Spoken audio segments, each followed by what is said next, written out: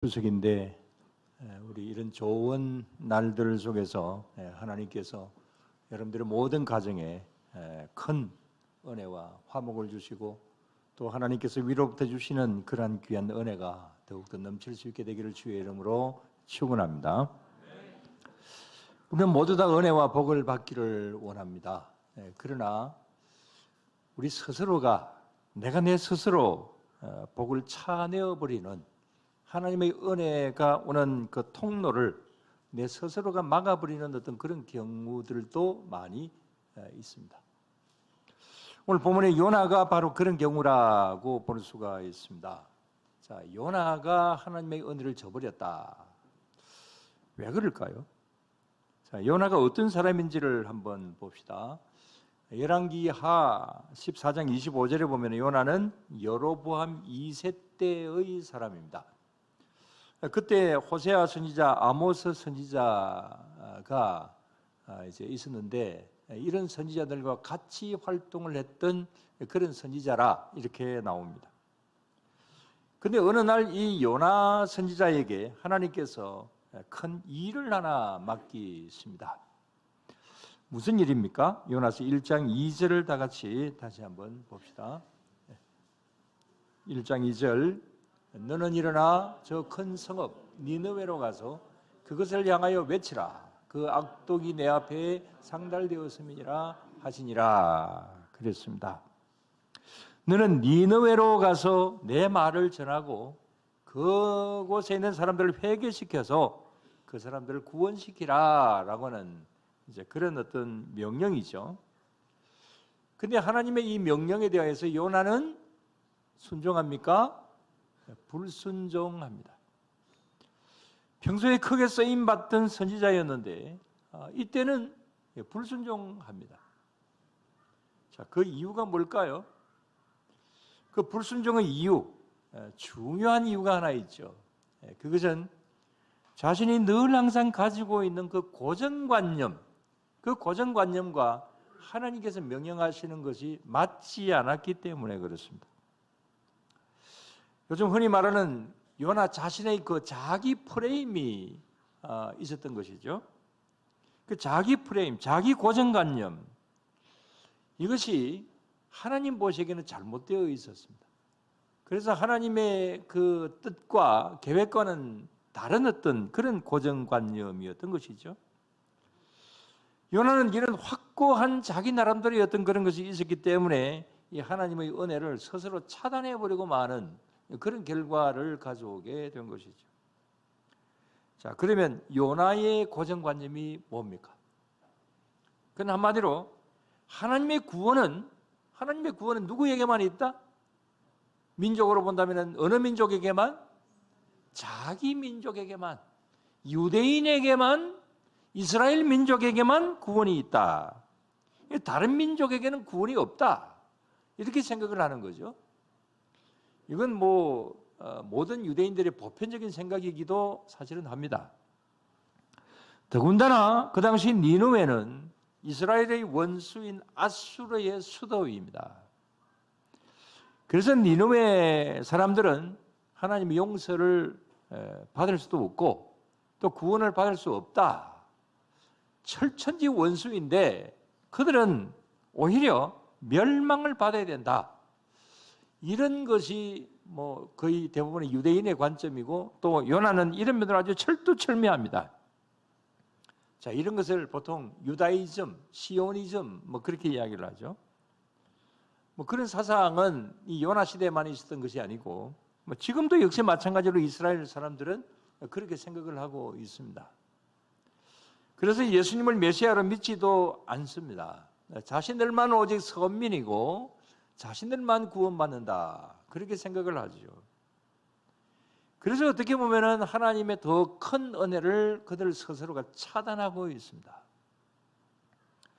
요즘 메시아닉 주라고 하는 것이 우리나라에도 서서히 지금 이제 들어오고 있는데 이게 좀 이상한 것입니다. 아직까지 완전히 이단이다 이렇게 말을 하기까지는 그렇습니다만은 이 메시아닉 주 바로 뭐냐 하면은 이것은 예수님이 메시아다라고 하는 그런 관점보다도 이제 유대의 이스라엘에 뭐 재림하시고 뭐 어떤 이런 여러 가지 주장을 합니다. 이것도 일종의 그 유대교적 선민 사상입니다. 아무튼 요나가 하나님 명령을 어긴 이유가 바로 여기에 있습니다. 지나친 어떤 선민의식, 지나친 어떤 유다이즘, 이런 것이 요나에게 팽배해져 있었기 때문에 뭐 이 니느웨로 가서 그들을 회개시키고 그들을 구원시키라, 뭐 이건 하나님 잘못 말씀하신 것이다, 이렇게 생각을 하고 있는 거죠. 그래서 그 원수의 나라에 자신이 갈 이유도 없고, 또 그 다음에 그런 나라 사람들이 이제 구원을 받는다, 그건 뭐 있을 수도 없는 일이다, 이렇게 생각을 하는 거죠. 그러나 어쨌든 하나님께서 명령하셨기 때문에, 그래서 하나님의 낯을 피하여, 오늘 본문에 보면 하나님의 낯을 피하여 어디로 도망을 치려고 합니까? 어디로? 다시스로 이제 하나님 안 보시는 곳에 내가 도망쳐야 되겠다, 이렇게 생각을 합니다. 왜냐하면 뭐 하나님이 안 보시는 데가 어디 있겠습니까? 그러나 요나의 생각은 하나님의 통치는 이 이스라엘과 그 다음에 이 중동 지역, 이 이방인들, 거기에만 이렇게 한정이 되어 있는 것이지 저 세상 끝으로 가면 하나님이 관여 안 하신다, 이렇게 생각을 하고 있는 나름대로의 또 고정관념이 있는 거죠. 그래서 하나님 안 보시는 곳으로 가자. 그래서 다시서, 지금 현재 스페인 끝부분이라고 생각을 하시면 됩니다. 그곳으로 이제 도망을 치려고 하는 거죠. 자, 이렇게 요나 같은 생각을 가지는 사람들, 자신의 어떤 지나친 그 어떤 고정관념 때문에 다른 사람 이야기는 전혀 들어오지 않는 어떤 그런 사람들, 뭐 이런 사람은 없을 것 같지만은 그러나 상당히 많이 있습니다. 그리고 또 이런 사람들에게는 아무리 조언을 하고 설득을 해도 잘 듣지를 않습니다. 특히 이단에 빠진 사람들이 좀 그렇죠. 예를 들면 제가 알고 있는 어떤 80이 넘는 장로님이 계신데 뭐 아주 자주 통화하고 또 자주 가까이 하려고 하는 분입니다. 제가 가까이 하려고 하는 건 아니고 그 장로님이 이제 그러신데, 이 장로님이 부인 권사님하고 황혼 이혼을 했습니다. 또 아들 가족과도 잘 만나지 않고 혼자 외롭게 삽니다. 그래서 한 1년 전에 중매를 좀 해달라고 그러더라고요. 그래서 어떤 분을 지목을 해가지고 그분 좀 중간에 서달라고. 근데 그분이 돌아가셔 버렸어요. 중매할 수도 없고. 자, 어쨌든 그 나이에 왜 그럴까라고 하는 그런 의문을 가졌는데, 얼마 전에 비로소 그 사정 이야기를 좀 들었습니다. 세상에 그런 일이 있었구나. 그래서 좀 이해가 되었는데요. 그게 뭐냐 하면은 그 집에 며느리가 신천지에 빠졌어요. 그래서 신천지에 빠져서 결국 아들과 부인 권사님도 그 신천지에 따라갔다는 겁니다. 그래서 계속해서 논쟁을 하다가 뭐 집안에 막 굉장히 싸움이 일어나가지고 결국은 뭐 아주 나이가 많은 그런 가운데 있지만 이혼을 했다는 거예요. 아들 과정과도 뭐 이렇게 이제는 오고 가는 사이도 아니고, 그래서 완전히 가정 파탄이 생겨져 버리고 말았습니다. 근데 한 2년 전에 코로나 때문에 뭐 신천지가 완전히 이제 비난을 받았잖아요. 그래서 이때다 싶어가지고 이제 아들 내외와 또 그 부인 권사님 이혼을 했지만 아들을 통해 가지고 봐라 이게 이 신천지가 이런 집단이지 않느냐. 그러니까 빨리 나오라고. 그렇게 하니까 이 아들 부부가 더 완강해졌다는 겁니다. 아버지는 그런 선동에 넘어가가지고 아직도 정신 차리지 못하느냐고. 그래서 더 사이가 나빠졌다는 거예요. 그래서 얼마 전에 전화가 왔어요. 이제 중매하달라는 소리는 안 하고 이런 사정이라고. 정말 참 안타깝더라고요. 여러분, 이렇습니다. 한번 이런 잘못된 이단이나 신앙적인 고정관념에 빠지면 정말 빠져나오기 힘들죠. 그 장로님 아들과 며느리는 다 서울의 인류대학 출신이라고 합니다. 인류대학이면 뭐 합니까? 한 번 잘못된 곳에 빠지면 이렇게 힘들어지게 되는 거죠. 그래서 그 장로님의 말을 그대로 옮기면 며느리 잘 봐야 됩니다. 그 말을 하더라고요. 며느리 때문에 자기 아들 탓은 그래도 안 하고 며느리 때문에 그랬다. 그렇죠. 우리 아들 딸들은 다 그냥 이제 다 결혼했기 때문에 관계없고 우리 교회 청년들도 제법 있는데 또 객지에 나가 있는 청년들도 많고 또 앞으로 나갈 건데 앞으로 며느리 구할 때에 교회 잘 다닌다고 조건 좋다고 무조건 다 좋은 게 그게 아닌 거죠. 그래서 교회 잘 다닌다 할지라도 뭘 살펴봐야 되는 거예요? 신천지인지 아닌지, 이단인지 아닌지 잘 살펴봐야 돼요. 아들들도 마찬가지죠. 절대로 조심해야 돼요. 밖으로 나가서 이제 신앙생활 어디 가든 열심히 또 밖에서도 해야 되잖아요. 비교적 우리 청년들 잘하고 있습니다만은 그러나 밖에서 교회를 택할 때도 교회를 다닐 때도 참 조심해야 됩니다. 잘 알아봐야 돼요. 우리 손자는 좀 있으면 군에 가고 밖으로 나갈 건데 어디 가세요? 자신 있어요? 절대로 구별을 잘 해야 돼요. 오늘 토요일 날 명절에 그 장로님 생각을 해보니까 참 가슴이 아파요. 부모와 자식 간의 관계가 단절되고 또 그 다음에 부부간에 또 이혼하고 명절이 아니라 명절 때에 이런 때는 더 슬프겠죠. 정말 안쓰러운 마음이 좀 생기더라고요.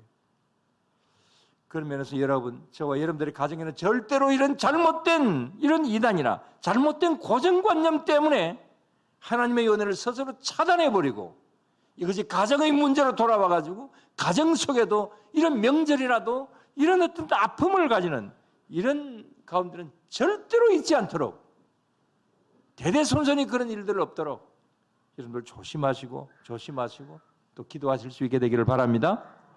그래서 하나님의 은혜와 보호하심으로 내 신앙 잘 지키고 우리 가정 잘 지키고 우리 교회도 잘 지키고 이렇게 될 수 있게 되기를 주의 이름으로 축원합니다. 이단은 아니지만은 자신만의 고정관념에 빠진 사람들도 많이 있습니다. 이런 경우도 정말 참 힘들죠. 저는 요즘은 좀 아니지만 전에 어떤 교회 문제를 수습하러 몇 교회나 이렇게 간 적들이 있습니다. 가면 처음에 가서 달래기도 하고 또 좋은 말로 권유도 하고 또 때로는 이거 이렇게 되면은 교회법으로는 이렇습니다. 경고도 해보기도 하지만 그러나 통하지 않습니다. 그래서 결국 최종적으로 이런 말을 합니다. 여러분들이 믿는 하나님하고 제가 믿는 하나님하고는 좀 다른 것 같습니다. 양쪽 편에 다 하나님 그러는데 참 하나님 참 좀 곤란하시겠어요? 이쪽에는 이게 하나님 뜻이다 그러고 이쪽에는 또 이게 하나님 뜻이다 그러고 그러니까 참 하나님 곤란하시지 않겠어요? 어쨌든 이렇게 어떤 고정관념에 빠지게 되게 되면 스스로가 하나님의 은혜를 차단해버리는 어떤 이런 경우들이 굉장히 많이 있게 되는 것이죠.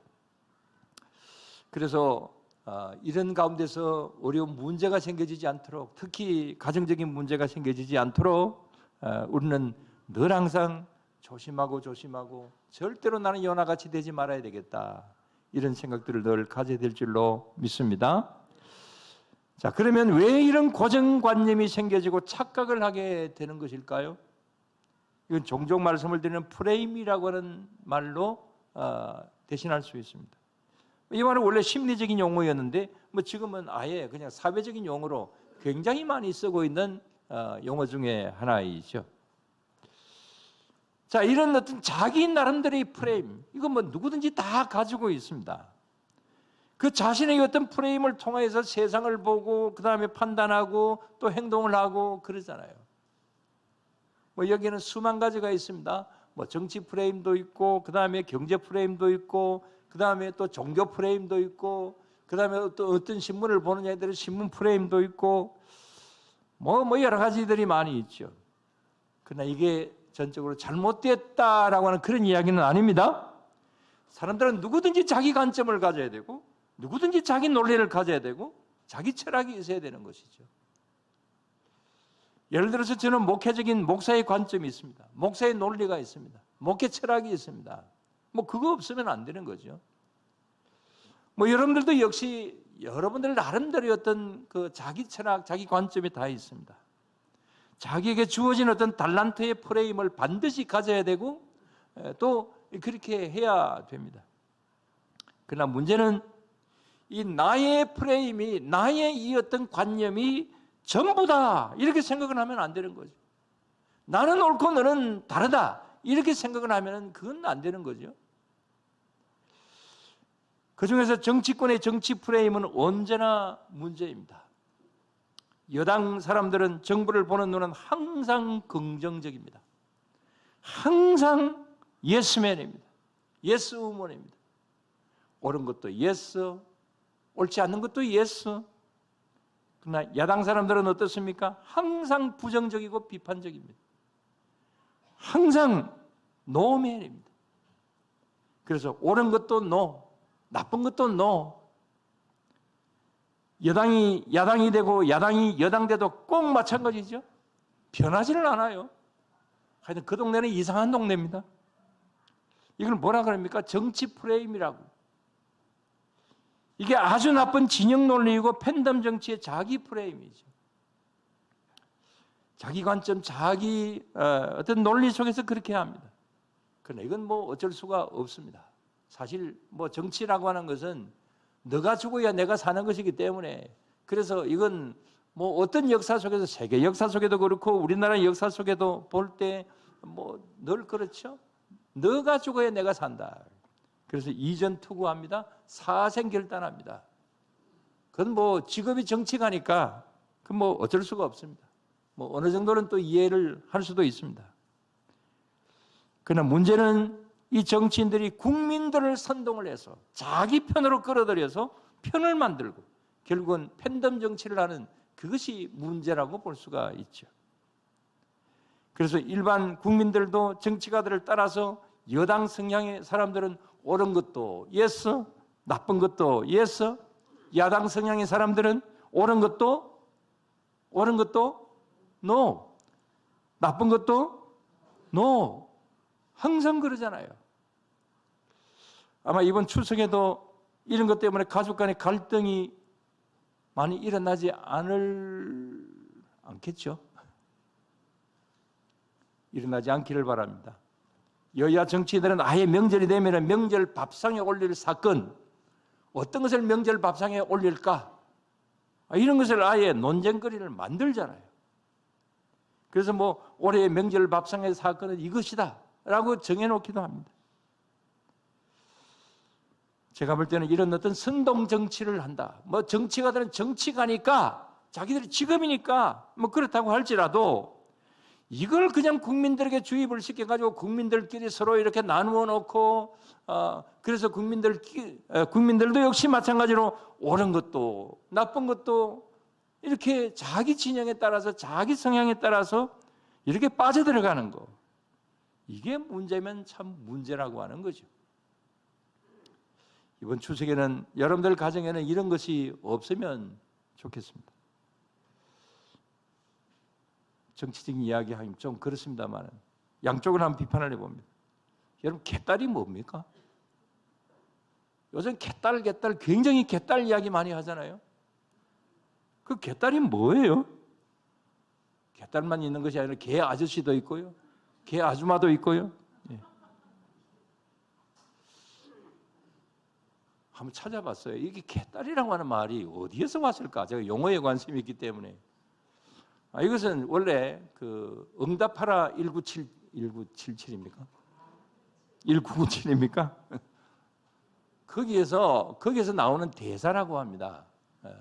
어떤 그 주인공 아저씨가 딸같이 여기는 어떤 사람이 있는데 어떤 그 아가씨가 있는데 그 이제 아가씨를 보고 계속해서 따라 개따라 이렇게 이제 이야기를 한 거기에서 이제 개딸이라고 하는 말이 유래가 되었다고 합니다. 근데 이게 이제 뭐 지금 현재는 개혁의 딸이다 이제 이런 말이죠. 근데 뭐 개혁의 딸이든 아니든 간에 뭐 개혁의 딸은 좋은 말이긴 합니다. 20대 30대 이제 우리 청년들 여자 청년들을 일컬어서 그렇게 이제 이야기를 하는 것 같은데 왜 하필이면 개딸이라고 이렇게 이름을 붙였냐? 그래서 좀 어감이 좀 그렇다라고. 그쪽 이야기만 하면 안 되고 태극기 부대 정강훈 목사 이야기를 좀 해봅니다. 뭐 여러분들 어떻게 생각하시든지 저는 같은 목사이기 때문에 이 사람에 대해서 어느 정도는 잘 알기 때문에 좀 비판합니다. 올바른 목사 아닙니다.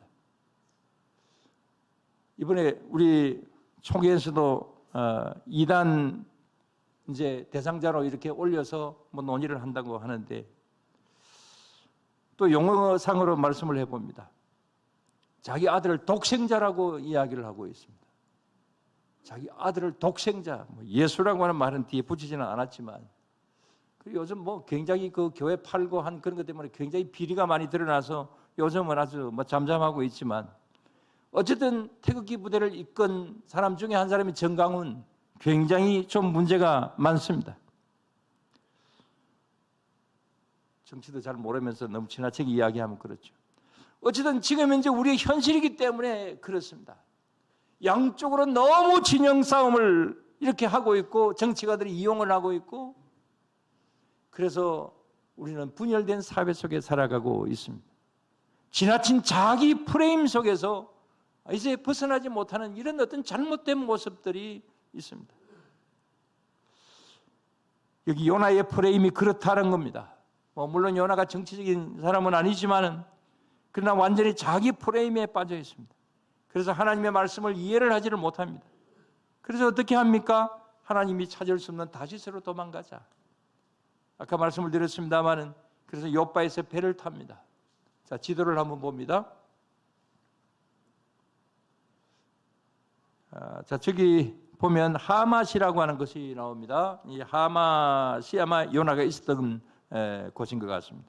그래서 하맛에서 이제 욥바로 내려와서 배를 타고 어디를 가려고 합니까? 저기 저 점선을 빨간 선을 한번 보세요. 저 왼쪽으로 쭉 이렇게 가다 보면은 어디가 나옵니까? 다시스라고 하는 곳이 나옵니다. 지금 현재로는 스페인의 그 아래쪽이 되게 되겠습니다. 자, 저쪽으로 가려고 하는데 그러나 뭐 바다를 가다가 그냥 풍랑을 만나게 되고 그래서 결국은 어디를 가게 됩니까? 니느웨로 가게 됩니다. 그래서 이제 저 오른쪽 위에 보면은 그 니느웨가 표시가 되어 있습니다. 자, 이렇게 이제 풍랑을 만나게 되는데 잘 아시는 대로 바로 이런 때에 하나님이 개입을 하십니다. 어떻게 개입을 하십니까? 배를 타고 가는데 풍랑이 일어나게 됩니다. 그래서 요나 자신뿐만 아니라 배에 탄 모든 사람들이 다 죽을 위기에 처하게 됩니다. 바로 이때 요나가 아주 중요한 고백을 합니다. 뭐라고 이야기합니까? 12절입니다. 다 같이. 그가 대답하되 나를 들어 바다에 던지라. 그리하면 바다가 너희를 위하여 잔잔하리라. 너희가 이 큰 폭풍을 만난 것이 나 때문인 줄을 내가 아노라. 누구 때문이다? 나 때문이다. 나 때문에 이런 일이 생겼다. 내가 하나님의 낯을 피하여 내가 도망을 치려고 하다 보니까 하나님께서 나에게 벌 주신 거다. 이렇게 이제 고백을 하지요. 여러분, 이 순간은 지금 이제 요나의 잘못된 프레임이 깨어지는 그런 말입니다. 니느웨로 가라고 하는 하나님의 명령을 부당하게 보았던 자기 프레임이 깨어지는 어떤 그런 소리입니다. 근데 중요한 것은 나 때문입니다 라고 이렇게 고백을 하는 바로 그때에 하나님의 구원의 손길이 펼쳐지게 됩니다. 물론 바다에 던져지고 큰 고기 뱃속에 들어가는 벌은 받았지만은 하나님은 바로 이런 요나의 나 때문입니다 라고 반성하는 그것을 통하여서 다시 회복시켜 주시는 은혜의 문을 열어주십니다. 이게 바로 하나님이 용서해 주시고 하나님이 다시금 구원시켜 주시고 하나님의 은혜를 다시금 주시는 그런 사실임을 여러분들 믿으시기를 바랍니다. 오늘 우리의 모습도 마찬가지입니다. 우리 앞에는 때로는 풍랑이 일어납니다. 우리 앞에 때로는 여러 가지 어려운 일들이 닥쳐져 옵니다. 이런 때에 우리가 해야 될 말이 있습니다. 그것은 내가 잘못 때문에 이런 것이 아닌 경우들이 많이 있기도 하지만 그러나 그런 때마다 우리 자신을 한번 돌아볼 필요는 있는 것이죠. 그래서 요나처럼 나 때문입니다. 나 때문에, 다른 사람 때문에 이런 일이 생겨진 것이 아니라 나 때문에 이런 일이 있습니다 라고 이렇게 우리는 우리 자신을 돌아볼 필요가 있는 것이죠. 그럴 때 하나님께서 우리에게 구원의 은혜, 회복의 은혜가 오게 될 줄로 믿습니다. 마지막으로 요나의 한 가지 모습을 더 봅니다. 여러분, 요나는 끝까지 자기 고집을 꺾었을까요? 자기의 어떤 프레임, 자기의 어떤 고정관념을 그것을 이렇게 다르게 바꾸었을까요? 아닙니다. 바꾸지 못했습니다. 일시적으로 이때는 나 때문입니다 라고 이렇게 이제 이야기를 했지만, 그러나 흔히 하는 말로 어디 갈 때 마음하고 나올 때 마음하고 다르다고 그러잖아요. 다시금 살아나게 되니까 이제 요나의 마음은 다시 옛날의 생각으로 돌아갑니다. 그 증거로 하나님이 니느웨를 벌주시지 않고 다시 살려주시죠.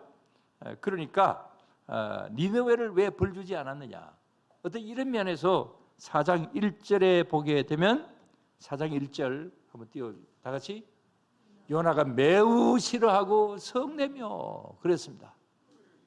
뭘 싫어했다는 겁니까? 하나님이 니느웨 백성들을 다시금 멸망시키지 않으시고 살려주셨다, 이 면에 대해서 매우 싫다, 하나님께 화를 냅니다. 4장 9절에는 또 뭐라고 합니까? 화를 내는 요나에게 하나님이, 너 왜 화를 내느냐? 9절을 한번 봅시다. 하나님이 요나에게 이르시되 내가 이 방글로 말미암아 성내는 것이 어찌 옳으냐 하시니 그가 대답하되 내가 성내어 죽기까지 할지라도 옳으니이다 하니라 그랬습니다. 자, 저게 무슨 말입니까? 내가 화가 나서 죽기까지 할지라도 누가 옳다고요? 내가 옳다. 하나님이 틀렸습니다. 내가 옳습니다. 이렇게 말하잖아요. 참 요나 못됐습니다. 참 고집세요. 그런 고난을 당하고도 다시 살아나니까 그 고정관념 다시 살아나서, 그래서 하나님이 요나를 나무라 하시니까 또 요나는 하나님께 화내고, 그렇게 서로 다투면서 요나서가 끝납니다. 자, 이 성경 66권 중에서 가장 이상하게 끝나는 곳이 바로 여기 요나서입니다. 하나님과 요나가 다투다가 이 말씀이 끝나버립니다. 아마 제가 생각할 때 지금 천국에서 지금 요나하고 하나님하고 많이 지금도 다투지 않을까. 그러면서 지금 우리는 어떻습니까? 혹시 요나와 같은 편견의 프레임이 나에게는 없습니까? 잘 한번 살펴볼 필요가 있습니다. 그래서 고쳐야 될 것이 있으면 우리는 고쳐야 되는 거죠. 그런 면에서 우리의 믿음의 눈을 더 가질 수 있게 되기를 바랍니다. 영적인 눈을 더 뜰 수 있게 되기를 바랍니다. 그래서 내 시각으로만 바라볼 것이 아니라 누구의 시각으로? 하나님의 시각으로 바라봐야 되는 거죠. 그럴 때 거기에 은혜가 있고 거기에 진정한 예수님 믿는 재미가 바로 거기에 있다. 어쩌든지 내가 내 스스로의 잘못된 고정관념에서 하나님의 은혜를 스스로가 차단해버리는 그런 가운데는 있지 않기를 바라고, 그래서 우리 모두 다 하나님 주시는 은혜를 마음껏 받을 수 있는 그런 우리의 영적인 또 마음적인 그런 우리 자세가 되게 되고, 그래서 이번 추석도 그런 면으로 복된 추석이 될 수 있고 하나님 앞에 영광을 돌려드릴 수 있는 아름다움이 모든 면으로 넘쳐날 수 있게 되기를 주의 이름으로 축원합니다. 기도드리겠습니다. 하나님 아버지, 감사를 드립니다. 주님, 저희들을 예수님 믿게 하여 주시고 주님 향하여 지금까지 나아갈 수 있게 하여 주심을 감사를 드리옵나이다. 또 잘못된 그러한 이단의 사상에 빠진 것이 아니라 건전하게 신앙생활 해갈 수 있도록 도와주신 것도 감사를 드리옵나이다. 그러나 주님, 우리는 이 세상을 살아가면서 때로는 내 생각에만 국한이 되어서 너희의 생각을 무시하고 또 때로는 하나님의 뜻까지 우리가 저버리게 되는, 하나님의 생각에 내 생각을 더하는 이런 가운데 있을 때도 있는 그런 모습들이 있을 때도 있습니다. 주님, 이러한 저희들의 모습은 용서하여 주시옵시고 언제나 주님의 뜻을 잘 구분하고 주님의 뜻대로 나아갈 수 있는 그런 우리 모두가 언제나 다 되게 하여 주시옵소서. 날마다 일마다 우리들에게 주어진 삶 속에서 최선을 다하여 주님을 바라보며 또 주님께서 내려주시는 그 은혜를 마음껏 받으며 누리며 나아가는 그런 우리 모두가 늘 되게 하여 주시고 이번 추석이 그런 추석이 될 수 있게 하여 주시고 이번 추석에 우리 모든 가정들이 다 되게 하여 주시옵소서. 이런 모든 면으로 우리를 지키시고 인도하실 줄로 믿사오며 예수님 이름으로 기도드리옵나이다. 아멘. 294